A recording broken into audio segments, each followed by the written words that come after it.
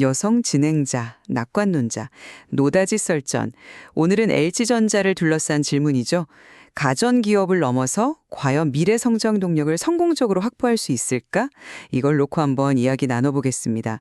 저는 LG전자가 이 전장 또 AI, 로봇 같은 이런 미래 사업으로 성공적인 전환을 하면서 밝은 미래를 충분히 열어가고 있다. 이렇게 보고 있습니다. 남성 진행자, 비관론자. 저는 조금 다른 시각인데요. 물론 그 장기적인 비전 중요하죠. 하지만 당장 LG전자가 딱 마주하고 있는 단기적인 실적 부진이라던가 또 만만치 않은 시장 환경 이런 걸 고려했을 때 글쎄요. 미래를 마냥 좋게만 보기는 좀 어렵지 않나. 네, 그렇게 생각합니다. 제가 좀 긍정적으로 보는 핵심은요. LG전자가 이렇게 어려운 여건 속에서도 체질 개선하고 미래 준비에 상당히 가시적인 성과를 내고 있다는 점이에요. 우선 그 자동차 부품 사업 VS 부문 있잖아요. 여기는 이미 100조 원 규모의 수주 잔고를 딱 기반으로 해서 확실한 성장 엔진이라는 걸 보여주고 있거든요. 그리고 또 기업 간 거래인 B2B 사업 비중도 전체 매출의 한 35%를 넘었었어요. 사업 구조가 그만큼 다각화되고 있다는 거죠. 특히 저는 이 독자 운영 체제인 웹OS 플랫폼을 좀 주목하고 싶은데요. 이게 전 세계적으로 2억 6천만 대가 넘는 기기에 탑재돼서 연평균 성장률이 60%가 넘었고요. 작년에는 매출 1조 원 돌파에다가 상당한 수익성까지 확보를 했어요.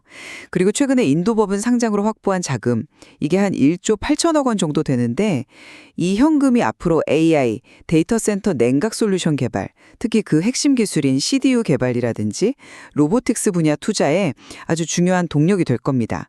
엔비디아나 마이크로소프트 같은 빅테크와의 협력도 이런 미래를 더 밝게 보고요. 남성 진행자. 네, 신사업 성장세는 저도 인정합니다. 하지만 그 성장이 지금 LG전자가 겪는 어려움을 다 상쇄할 만큼 글쎄요, 충분한가? 이게 좀 의문이라는 거죠. 당장 작년 3분기 실적만 봐도 그 주력 사업인 TV, 그러니까 MS 부문 부진했죠. 또 생활가전이랑 에어컨 다루는 HS 부문도 성장세가 좀 둔화됐고요. 여기에 또 희망퇴직 관련해서 일회성 비용이 한 1,000억 원 정도 들었다고 하잖아요. 이것 때문에 영업이익은 줄었고요. 4분기 전망도 미국 관세 영향이 전사적으로 한 6천억 원 규모라고 하니까 이것도 부담이고 지정학적 리스크나 전반적인 수요 위축 이런 부정적인 요인도 많아 보입니다. 그리고 성장세라고 말씀하신 그 VS 부문조차도 미국 전기차 보조금 정책 변화 같은 이런 외부 변수 때문에 4분기 불확실성이 있다는 얘기가 나오고요. 미래기술 위한 R&D 비용 부담도 계속 커지고 있고요. 희망퇴직 문제도 단순히 단기 비용 문제를 넘어서 혹시 이게 조직의 구조적인 부담을 보여주는 신호는 아닌지 이것도 좀 살펴봐야 할 것 같습니다. 물론 단기적인 어려움이 왜 없겠어요. 하지만 그 B2B라던가 웹OS 플랫폼 같은 신사업 영역의 빠른 성장이 이게 단순히 매출만 늘리는 게 아니라 LG전자의 사업 체질 자체를 바꾸고 있다 이렇게 봐야 한다고 생각합니다. 웹OS만 해도 그렇잖아요.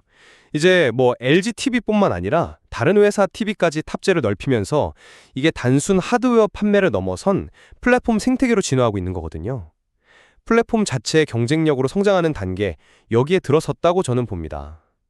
그리고 아까 말씀드린 인도법인 상장자금 1조 8천억 원, 이거는 정말 AI 데이터 센터 냉각이나 로봇 같은 이런 고성장 영역에 대해서 과감하게 M&A를 하거나 투자를 할 수 있는 그런 실탄이거든요.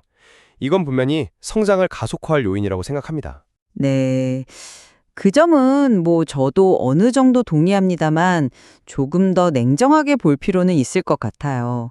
신사업 비중이 커지고 있다고 해도 여전히 LG전자 매출의 상당 부분은 그 경기 변동에 민감한 HS 그리고 MS 부문에 의존하고 있잖아요. 이 주력 사업들이 부진하고 또 약 6천억 원에 달한다는 그 관세 부담, 이건 정말 현실적인 문제거든요. AI 데이터 센터 냉각이나 로봇 같은 신사업이 의미 있는 규모의 매출과 이익을 내기까지는 아무래도 상당한 시간과 또 투자가 필요할 텐데 그 사이의 어려움을 어떻게 극복할 거냐, 이게 관건이죠. 웹OS도 이게 장기적으로 봤을 때 하드웨어 판매와 완전히 독립적으로 성장할 수 있을지는 글쎄요, 좀 더 지켜봐야 할 문제 아닐까요? 희망퇴직 비용 부담도 무시할 수 없고요. 신사업의 잠재력만으로 현재의 이런 부담 요인들을 모두 해결할 수 있다. 이렇게 보기는 좀 어렵다는 생각입니다. 여성 진행자, 낙관론자? 재무 건전성 측면을 보면요. 그건 좀 과도한 우려는 아니라고 생각해요. 부채 비율 같은 주요 지표들 안정적으로 관리되고 있고요. 작년 3분기 말 기준으로 현금성 자산이 약 7조 9천억 원이었는데 여기에 인도 IPO 자금 1조 8천억 원까지 더하면 미래 투자를 위한 재원은 충분하다고 봅니다. 그리고 단순히 돈만 많은 게 아니라 아까 말씀드린 AI 데이터 센터 냉각 분야에서는 이미 핵심 기술인 CDU를 확보했고 또 마이크로소프트나 엔비디아와 협력하면서 기술력을 검증받았거든요.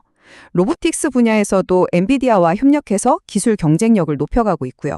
그러니까 투자가 그냥 계획만 있는 게 아니라 실제로 의미 있게 진행되고 있다는 신호로 봐야죠. 현금 보유량이 충분하다는 점, 네, 동의합니다. 하지만 현금이 많다는 사실 자체가 바로 미래 수익으로 연결되는 건 아니잖아요. 앞서 지적했듯이 3분기 영업이익은 감소했고 4분기에도 비용 부담 요인이 남아 있고요. 미래기술 투자 당연히 필요하죠. 그런데 막대한 자원이 투입되는 만큼 성공 가능성은 여전히 불확실한 거고요. LG전자 스스로도 그 VS 사업의 경우에 거시경제 불확실성이나 R&D 비용 증가 때문에 분기별로 수익성이 변동될 수 있다. 이런 가능성을 언급하지 않았습니까? 너무 장밋빛 미래만 보기에는 넘어야 할 과제가 좀 많아 보입니다. 그럼 외부 환경 변화에 대한 대응 능력은 어떻게 보시는지요? 여성 진행자, 낙관론자, 그 관세의 영향에 대해서는요, 멕시코 공장을 활용한다든지 해서 생산지를 조정하면서 충격을 최소화하려는 노력을 이미 진행 중인 걸로 압니다. 그리고 또 프리미엄 제품과 볼륨존 제품을 동시에 공략하는 이른바 투트랙 전략이나 인도 같은 신흥시장 공략을 강화하면서 시장 변화에 꽤 유연하게 대처하고 있다고 봐요. 그리고 ESG 경영 강화, 이것도 단순 구호가 아니라 결국 브랜드 가치를 높여서 장기적으로 위기 극복에 긍정적인 영향을 줄 수 있다고 생각합니다. 남성 진행자 비관론자, 생산지 이전 같은 노력, 네, 인정합니다. 하지만 이 글로벌 수요 위축이라던가 점점 더 치열해지는 경쟁, 또 보호무역주의 같은 이런 거대한 흐름은 LG전자 혼자 힘으로 통제하기는 좀 어려운 영역 아닌가요?